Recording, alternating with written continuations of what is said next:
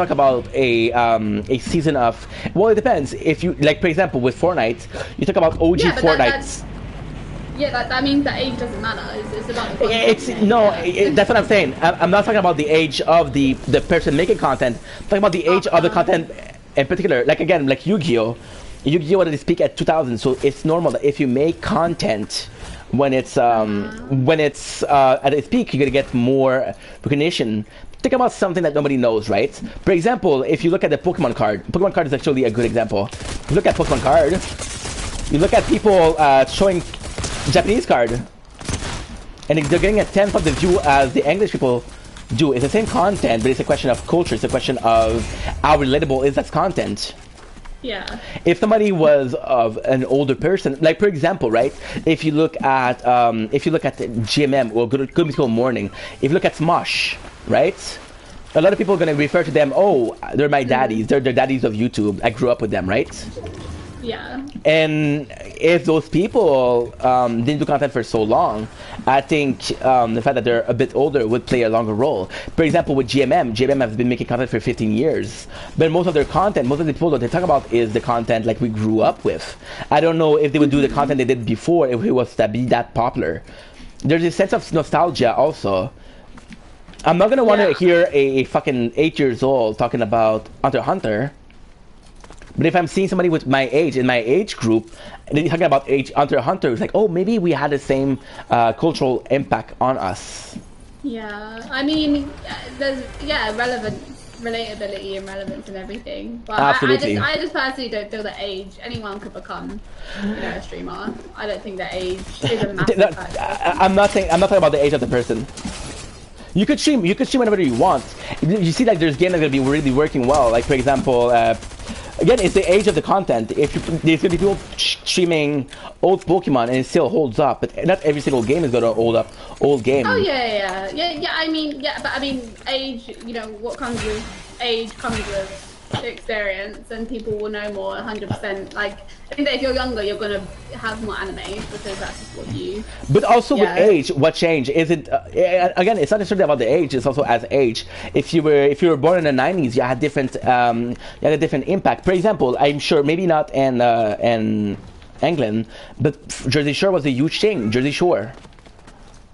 Who talks about it anymore? But if Jersey Shore was a huge thing for you, do you wanting to talk about Jersey Shore?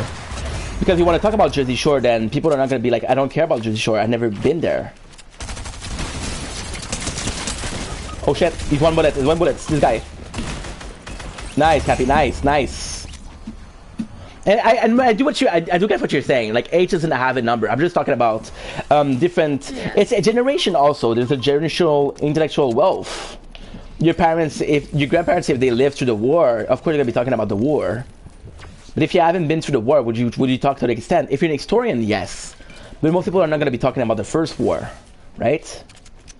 There's also the fact that if there was a third world war, would people talk about the second one? No. So we're talking about the second one because it's the closest, the last one.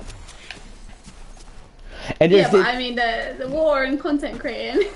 No, but content creation is subjective. You can talk about anything and everything. Everything is a subject for content creation. And we're not talking about the age of a person. We're talking about the age of the content in question. We're talking about the subject. Not the subject is. That's when things turn into niches. For example, DVD is a niche game. It's a part of the gaming culture, but it's a niche game. So it's very hard if you want to make content about war. There will be people interested, 100%. People interested about anything. That's what I guess. That's what I mean. Become very niche, yeah. I guess that's what I mean. Since it's not, I guess it's exactly what I mean. Since it's not something that is current as a subject, it's more niche. I guess what I'm trying to say. I guess that's what I'm saying. You're right because it is a niche. It's like, oh, for example, I grew up with that shit, so it's niche. It's normal for me, but for some other people, it's niche. Yeah, 100%. Yeah, there's definitely niche. That's what I'm saying. To be honest, the niche market of any content creation is good and bad. It will take you a long time to try and get something out of it. But when you get something out of it, you'll be happy. Probably be like you'll be the biggest. Yeah, you will be the biggest. Of course, there's a feeling of niche, but there's also the feeling of doing the content I want to do. For example, I did a video like not even joking 2 days ago, 3 days ago maybe. When I thank people for letting me do variety. I understand my content what? is. Oh my god! I didn't realize you had died. I died right after you. Oh shit! Woo. You see, like I did a video like a variety. Would you do like if you were doing content, that's not Fortnite, but if you were in my position, right? Would you see yourself as doing just one type of content? I think it's beneficial to do one type, yeah. Oh, for reals.